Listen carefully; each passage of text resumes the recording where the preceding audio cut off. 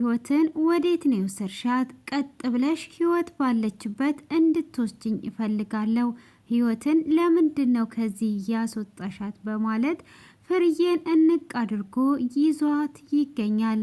ህይወትም የምትገኘው በአሁኑ ሰዓት የታዴ ደመኛ ቤት ትገኛለች። በዚህም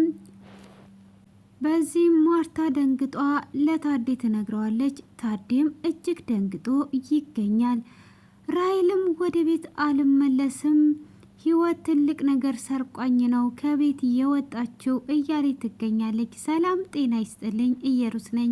እንኳን ወደዚህ ቤት መጣችሁ ዌልካም እያልኳችሁ፣ ለዚህ ቤት አዲስ የሆናችሁ ሰብስክራይብ እና ላይክ እያደረጋችሁ አበረታቱኝ እላችኋለሁ። ውድ የተከበራችሁ ቤተሰቦቼ በባለፈው ክፍል ትንሽ ላስታውሳችሁ እንግዲህ ህይወት ከዚህ ቤት ካልወጣች እኔ በፍጹም ወደዚህ ቤት አልመለስም ብላ ነበረ ራይል። ለዛም እንግዲህ ህይወት ራይል አንድ ነገር ብትሆን ይጸጽተኛል፣ እህቴ ናት በማለት በፈቃደኝነት ከቤት ለመውጣት ተስማማለች። ያንንም ለአባቷ በቃ አሁን ከዚህ ቤት መውጣት እፈልጋለሁ ስትለውም አባትየውም ማረፊያ ይሆንሻል ብሎ ብር ሰጥቷት ነበር። ያንንም ለሮቤል እየደጋገመች ስትደውልለት ሮቤል ስልክ ሊያነሳላት ስላልቻለ ደብዳቤ ጽፏለት ለመሰናበት ፍርዬ ጋና ታዴም ባሉበት ቆማ ስለ ፍርዬና ስለ ራይልና ስለ ታዴ የምናገረው ነገር አለኝ ለፍርዬ ስትል እጅግ ደንግጠው ነበር ክፍሉ የተጠናቀቀው። ራይልም ምን አባሽ ልትናገሪ ነው? አሁን ልትይ ስለሆነ ምን ለመናገር አስበሽ ነው? እያለች አፋፋን ስትነካት ፍርዬ ምን ሆነሻል? እሷ ገና ምን እንደምትናገር ሳታቂ እንደዚህ አፋፋ የምትመቻት ተረጋጊ እንጂ ስትላትም እሷም ሀሳቧን ለመቀየር ፈልጓ ነው እንጂ ከዚህ ቤት አለመውጣት ፈልጓ ነው እንጂ ሌላ ነገር አይደለም። ስለዚህ ምን አስቧ ነው እንዲህ የምታደርገው? ከዚህ ቤት አለመውጣት ምክንያት ስለሆነ በፍጹም አትስሚያት ትላታለች። እሷም ንገሪኝ ያለች ፍርዬ ስትላትም እስከ ዛሬ ድረስ እኔን ከዚህ ቤት ለማስወጣት አንተና ራይል ያደረጋችሁትን ነገር ተናገር ብላ ትለዋለች ታዴን። እሱም አዎ እውነት ነው፣ እኔና ፍርዬ ሁሉንም ነገር እናውቃለን።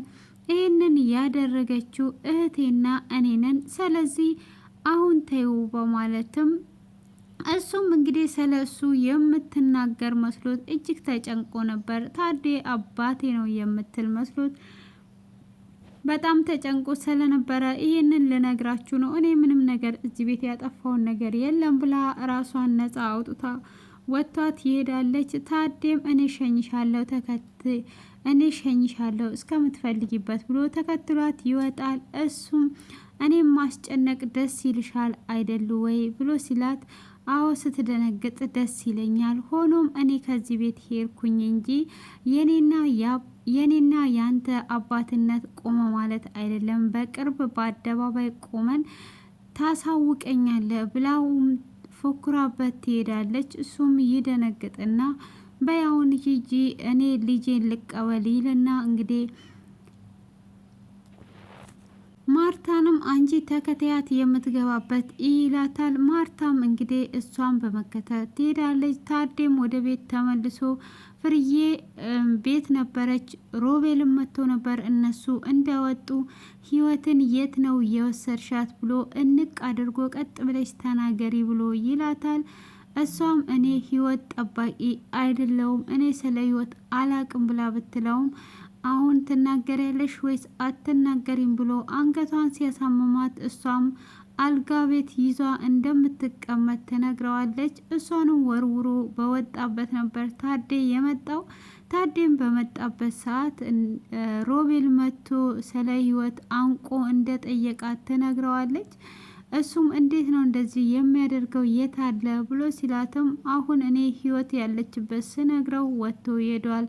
እሱም አልጋ ቤት እንደምትይዝ ነግሬዋለሁ ትለዋለች። በመቀጠል እንግዲህ እሱም እየተናደደ በቃ አንቺ አትናደጂ፣ ሁሉንም ነገር እናስተካክላለን፣ አሁን ልጃችንን ለመቀበል እንዘጋጅ ብሎ ይላታል። ራሄል ጋም ሲደውሉ ራሄል ስልክ አታነሳም። ራሄል ስልክ ሳታነሳ ስትቀር እንዴት ነው የማታነሳው እያሉ ነው። እንግዲህ ራሄል ትዕግስት አሁን እየመከረቻት ነው ያለችው። ሮቤል አንቺን አያፈቅርሽም። ሮቤል የሚያፈቅረው ህይወትን ነው። ህይወት ከዛ ቤት ከሄደች አንቺን በፍጹም አያገኝሽም። ስለዚህ ህይወት ከዛ ቤት መውጣት የለባትም። እኔ ከአንዴ 2 ጊዜ ስልኩን ዘርፌዋለሁ። ይህንንም የዘረፍኩት የኔ ፍቅረኛና ህይወት ይተዋወቃሉ። እሷ ከሱ ጋር ቆማ ስላለች ልብ ብሎ እያያት ኪስ ውስጥ ያለውን ነገር ሁሉ ስሰርቅ አያቅም ነበረ። ህይወትም በደንብ ነው የሚያፈቅራት። ካዲያ ህይወትን የሚያፈቅር ከሆነ ለምን እኔ ጋር ሊቀመጥ ቻለ ብላ ትላታለች። አትቃጅብኝ፣ እኔ ያልሆነ ነገር መስማት አልፈልግም። ሮቤልም ህይወት ከዚህ ቤት እንድትወጣ ይፈልግ ነበረ፣ እሱም ደስ ነው ያለው ብላ ትላታለች። እሱማ ከዚህ ቤት ከወጣችለት እኮ ተመቸው ማለት ነው። ስለዚህ አንቺን አያፈቅርሽም። ይህ ሁሉ እንዴት ካዳ ይህ ሁሉ ነገር ሲዘረፍበት ለአንቺም ደግሞ ምንም አይነት ቦታ እንደሌለው እኮ መረዳት ትችያለሽ። በፍጹም አያፈቅርሽም። ይኸውልሽ እኔ ለአንቺ ብዬ ነው ብላ ትላታለች። ካዳ ህይወት እኮ አሁን ወደ ቤት ተመልሽ ስላት ደግሞ አትመለስም፣ ይሄኔ ቤት አትኖርም ትላታለች። ህይወት ከዛ ቤት ወጣች ማለት ሮቤልን በፍጹም አታገኘም ብላ እርግጠኛ ሆኗ እንግዲህ ትዕግስት ትነግራታለች ማለት ነው። በዛውም ራሄል እንዴት ይሄ ሊሆን ይችላል እያለች እንግዲህ ሮቤልም ህይወት የት ገባች እያለ እየተጨነቀ እየፈለጋ ሳለ ወደ ክፍሉም ሲገባ ህይወት ደብዳቤ ጽፋለት ነበረ። ያንን ደብዳቤም የምስጋናና ሳላገኝ ሊሄድ አልፈለኩም ነበረ፣ ግን ራሄል ራሷን ብታጠፋ ጸጸቱን አልችልም። እማዬም ሆነ አባዬ አስገድደውኝ ሳይሆን በራሴ ፍላጎት ነው ከቤት የወጣሁት እና ደግሞ አልጋ የሚይዘው መጀመሪያ ራሄል የያዘችበት አልጋ ቤት ነው ብላ ደብዳቤ ጽፋለት ነበር። በዛ መሰረት እንግዲህ ሊያገኛት ሄዷል። ስልክም ደግሞ ራሄል ጠልፋ ነበረ። እጅግ በተደጋጋሚ ጊዜ ለህይወት ሲደውልላት ነበር። ህይወትም አላነሳም ስትል ቴክስት ሲጽፍ ነበረ። ያንን ቴክስት እንግዲህ ስታይ ሮቢ ህይወትን እንደሚያፈቅራት ታውቃለች። ትዕግስትም እንግዲህ ሮቢ አሁን ከዛ ቤት ህይወት ከወጣች ለሱ ተመቺ ነው የሚሆነው፣ ውጪልኝ ብሎ እንዴት ያስወጣታል? ስለዚህ በዚህ ባንቺ ጋር ሲመጣ በቃ ከእሷ ስር ራሱ ንቅንቅ አይልም። እሷም እንደፈለገችው ታገኘዋለች። ስለዚህ አንቺ ማድረግ ያለብሽ ግዴታ ህይወት ወደ ቤት ስትመለስ አንቺ ከዚህ መሄድ የለብሽም። አንቺ እዚህ ሆነሽ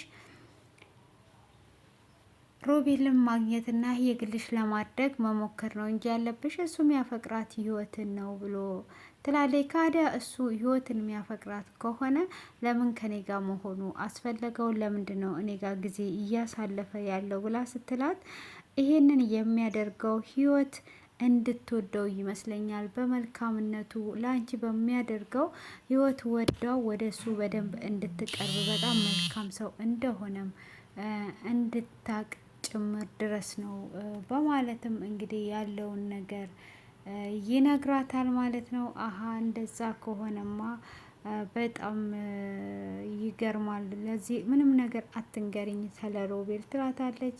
እሷም አሁን ህይወትን አስመልሻት ብላ ስትል እንግዲህ ታዴና ፍርዬ እጅግ እየተጨነቁ ስልክ ማልሰራም ባለላቸው በመጨረሻ ጊዜ ስልኩን ታነሳለች። ካዲያ ቶሎ ነይ ብለው ሲሏትም አሁን ህይወት ቤት አለች ወይ ብላ ስትል ህይወት እኮ ሄዷለች፣ እሷ ደግሞ ለአንቺ ብላ ነው የሄደችው ብላ ስትልም አረ ህይወት እኔ የምወደውን እቃ ሰርቋብኝ ነው ለዛ ነው የሄደችው ቅልስልስ ብላ እንጂ ለእኔ ብላ አይደለም የሄደችው ብላ ትላታለች ለእናትና ለአባቷ። እነሱም በፍጹም ህይወት እንደዚህ አታደርግም፣ ምንድን ነው ይዛብሽ የሄደችው? በጣም ውድ ነገር የምፈልገውን ነገር ነው። ስለዚህ ህይወት ያለችበት ታውቃላችሁ ወይ ብላ ስትል አባትየው እኔ አውቃለሁ፣ ወስድሻለሁ፣ የወሰደችብሽንም እናስመልስልሻለን፣ ብቻ አንቺ ነይ ብለው ሲሏት እደውላለሁ በማለት ስትል እንዲህ ወደ ቤት ተመለሽ እንጂ ብለው እየጠበቅንሽ ነው በማለት ሲሏትም እሺ በቃ እመጣለሁ ትላለች። እንግዲህ ስልኩን እንደዘጋች ፍርዬ ህይወት ምንም አይነት ነገር አትሰርቅም። እሷ ለእሷ ብላ ነው የወጣችው። አንዲት የምሰርቀው ነገር የለም። ሆኖም ራይል ወደ ቤት አለመመለስ ብላ ነው ህይወት ሰርቋ ነው የምትለው ብላ እንግዲህ ህይወትም ለራይልም እንግዲህ ሮቤል መጥቶ እንቅ አድርጎ ህይወት ወዴት ሄች እንዳላትም ስትነግራት በቃ ህይወትን ወደ ቤት የምትመልስበትን እያሰበች ትገኛለች ማለት ነው። እንግዲህ እዛ ጋር ቤቲም ለምን ዋሸሽ፣ በኋላ ደግሞ ምን ሰርቋ ነው ልትይ ነው ምንም ነገር ሳትሰርቅ ብላ ስትላት አይ አሁን እኮ እኔ እሷ ለምንድን ነው በዚህን ሰዓት እንደዚህ ያደረገችው ብዬ ነው እንጂ ምንም የሰረቀችው ነገር እኮ የለም፣ ግን የሆነ ነገር አስቤ አመልጣለሁ ትላለች። እንግዲህ ታዴ ምንም ነገር እሷ ብቻ ሰርቋለች ትበል ብቻ ልጄ ወደ ቤት ትምጣ እንጂ እሷ ካልሰረቀችም እኔ ገዝቼ ሰጥቻት ልጄ ወደ ቤት እንድትመለስ ነው የምፈልገው እያለ ነው። ፍርዬ ምንም አይነት ነገር አልወሰደችም። አንተ ገዝተህ ሌላ ነገሩን ትሰጣታለህ። ምናልባት ሮቤልን ከሆነስ የሰረቀችባት እንዴት አድርገህ ወደ ቤት ልመልሳት ትችላለህ እያለችውም ትገኛለች። ሆኖም እንግዲህ ታዴ ሁሉንም ነገር አድርጎ ህይወትን ወደ ቤት ለመመለስ ያስባል። ራሔልን ህይወት እንግዲህ ማርቲ እየተከተለቻት ነበረ። እሷን በምትከተልባት ሰዓት እሷ የሄደችው የት ነው? ቀጥታ ወደ እነሱ የገደሉበት እነሱን ለመግደል የሚፈልገው ዳዊት ጋር ነው የሄደችው ማለት ነው። ዳዊትም ህይወት በመንገድ ላይ እያለፈች እያለ ወዴት ነው የምትሄጂው ብሎ ሲላት አይ ከቤተሰብ ተጣልቼ አልጋ ለመያዝ ወዴት እንደሚሄድ ራሷ አላወቅኩም፣ ዝም ብዬ እየሄድኩ ነበር ስትለው ከዛም በኋላ አረ ምንም ችግር የለውም በቃ እኔ ጋር መሆን ትችያለሽ፣ ወዴትም አትሄጂም ብሎ ይላታል። አይ አንተንም ከመንገድ ላይ ላጉላላ አልፈልግም፣ እኔ ወደሚሄደው ሄዳለሁ ብላ ስትል በፍጹም ብሎ እንግዲህ ይወስዳታል። እሷም እንደዛ ባለ ሰዓትም እንግዲህ እሺ ትለውና ህይወትን ይዟት ይሄዳል ማለት ነው። ከሩቅም እንግዲህ ራሔል አይቷት ነበረ፣ ማርታ አይቷት ነበረ። ማርታም ቶሎ ትልና ለታዴ ትደውላለች። ህይወት ከደመኛችን ጋር ነው ያለችው በማለት ስትለው እንዴት እንደዚህ ይሆናል ካዲያ አሁን የት ነው የገቡት ብሎ ሲጠይቃት አሁን በመኪና በታክሲ እንደሄዱ ነው የሰማሁት፣ እኔ ተሰወርኩባቸው በማለትም ካለ ምክንያት አይደለም ከቤት የወጣችው እያለች እንግዲህ አሁንም ችግሩን ሁሉ ህይወት ላይ እያደረጉ ይገኛሉ። ህይወት ግን ለራሔል በማለት ነው የወጣችው። ሆኖም እንግዲህ ዳግማዊ ግኝቷት ወደ ቤት እንድትሄድ አድርጓታል። በዛ አይነት መሰረቱ ላይ ነው የሚገኘው።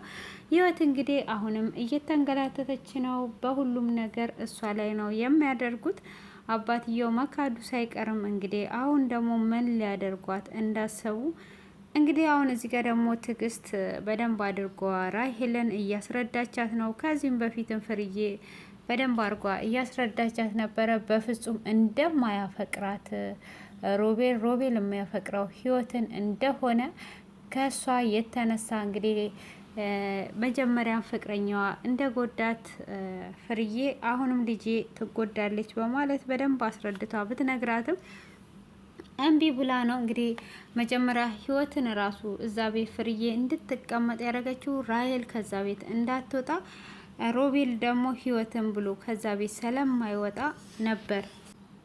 ነበር ግን ህይወት እንግዲህ አሁን ወጥቷለች። አሁን ላይ እንግዲህ እሷም አልመለስም እያለች ነው። እንዴት እንደሚሆኑ እንግዲህ ባናቅም ሁሉንም ነገር ህይወት ላይ እያሳበበች ነው። እንግዲህ ምንም ነገር ሳይጠፋባት ህይወትን ትልቅ ነገር ነው ወስዷብኝ የሄደችው እያለች ነው ህይወት ለእሷ ብላ በወጣችበት ማለት ነው። እስቲ እናንተም ደግሞ ሀሳባችሁን ኮሜንት ላይ አስቀምጡ። የህይወት ደግሞ መንገላተት ይብቃ። ታዴም አባት መሆኑን ይመን፣ ራሔልም ደግሞ አርፋ ትቀመጥ የምትሉ እንግዲህ ሌላ ባል እንፈልግላታለን የምትሉም ካላችሁ ፈልጉላት፣ እንድትፈልጉላት ማሳሰቢያ ነው በዛው ማለት ነው። እንግዲህ እኔ እንደዛ ነው የምለው። ምንድን ነው እንደዚህ የሚያደርጋት ነገር? ለምንድን ነው በእህቷ ላይ እንደዚህ የምትሆነው? እሷ እንግዲህ እህቷ እንደሆነ ስለምታውቅ ዋጋ እየከፈለችላት ነው። ራሄል ግን እህቷ መሆኗንም ባታቅ ለምንድን ነው ያልሆነ ነገር እሷ ላይ የምታደርገው? ከመጣይ ሰዓት ጀምሮ ህይወትን እንግዲህ ጥምድ አድርጓ ይዛታለች። አሁን ደግሞ እንግዲህ ሮቤልና ህይወት ሚስጥር እንዳላቸውም አውቃለች። እንግዲህ ሚስጥሩን ከመዘርገፌ በፊት እያለ እንግዲህ ቴክስት እየጻፈ የሚያስፈራራበትንም ሚስጥሩን ባያውቁ ደርሰውበታል ማለት ነው። እንግዲህ የህይወት መልካምነት እንዲህ እያንገላተቷት፣ አባትየው እያመናጨቃት፣ ራሄልም እንግዲህ የእሷን ክፋት እያረገች፣ ማርታም እንደዛው እያደረጓት፣ ግን እሷ ለህይወት ለራሄል ብላ ከቤት ስትለቅና ስትወጣም ደግሞ ያው እቃ ወስዷ እንደሰረቀቻት አደረገች። ከዚህም በፊትም ሳሰርቅ እንደሰረቀች እያረጓት ነበረ። አሁን ደግሞ ምን ይከሰታል የሚለውን እንግዲህ በጉጉት እንጠብቃለን። ውድ ቤተሰቦቼ ይሄንን